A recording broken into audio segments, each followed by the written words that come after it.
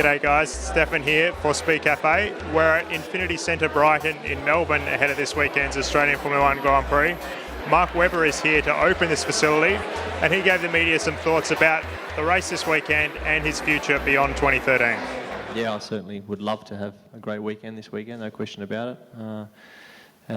Is there a chance I'll be back here again next year? Of course there is. So, let's see if it is my last year or whatever happens on the weekend, and we've got to put our best foot forward to get the best result, the maximum result out of that one. And then we'll wake up on Monday morning, I'm going to do the same in Malaysia the weekend after. Winning the Malaysian Grand Prix is not too dissimilar to winning this race. It's still very important for me to get the victories, and but a home race is unique, has a bit more value obviously to yourself, but yeah, I'm not looking at this going, well, now I need to go and start trying hard because it might be my last few attempts. I've led this race in the past, the car shit itself, so hopefully that doesn't happen this weekend and we can go out and have a strong weekend. I never ever expected it to be such an interesting question or topic that I'm now the oldest on the grid. I didn't even see it coming until the last few weeks. Obviously, like you say, it's been put out there, and I suppose it is a fact, it's there, but it doesn't really change. I don't feel the oldest on the grid.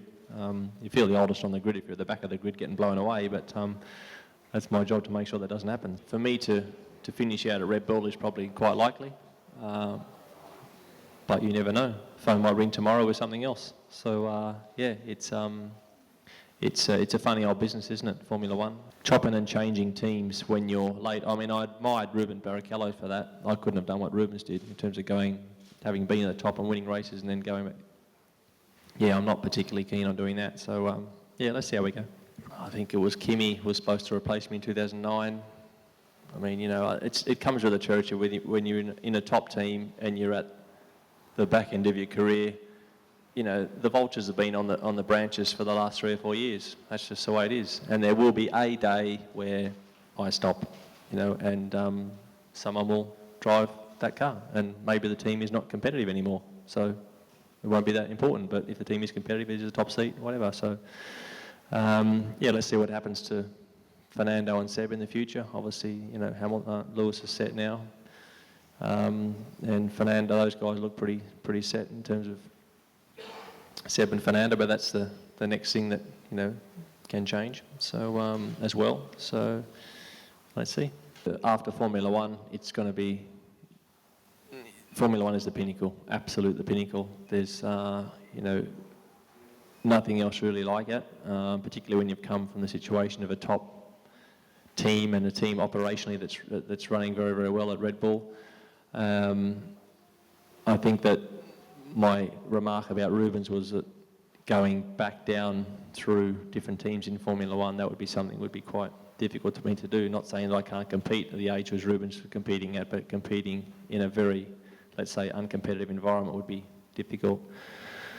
But I haven't been retired, mate, either, so I don't know how that feels. So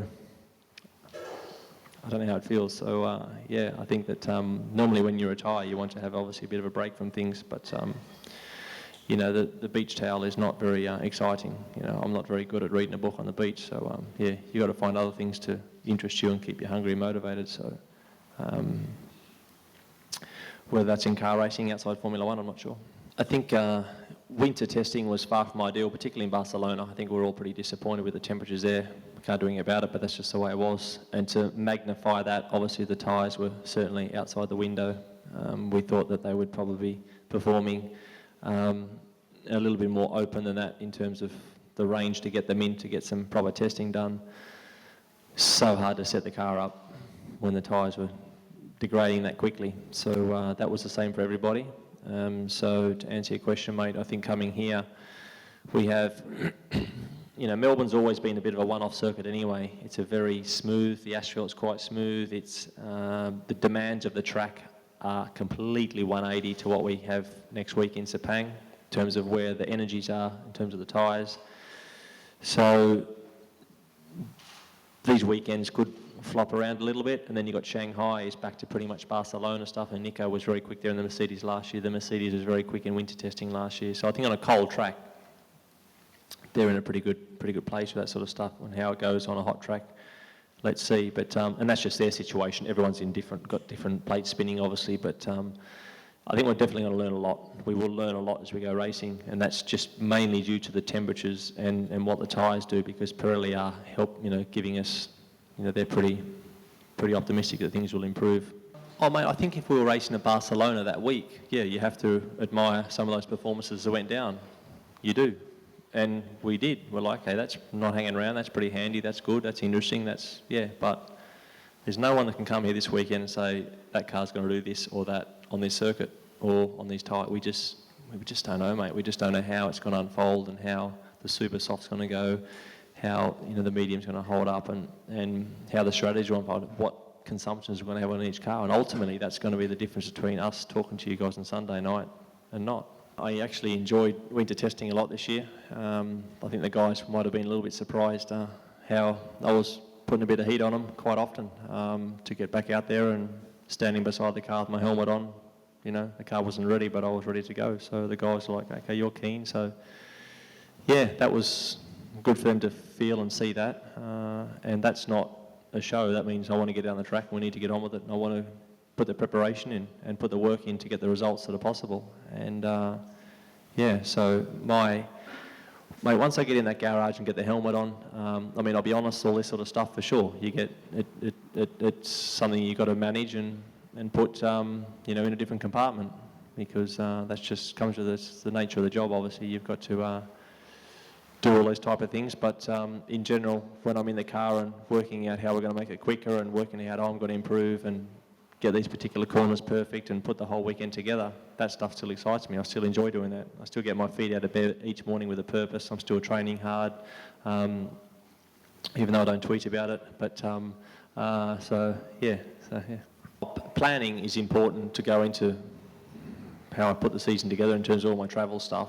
But in terms of getting ahead of what results I need and how you need to pull it all together, you just focus on each race, mate. That's all you can do. And then after that, you're like, okay, well, you might miss a championship, but you might win 7 races. Okay, pretty handy. You might win no races and win the championship.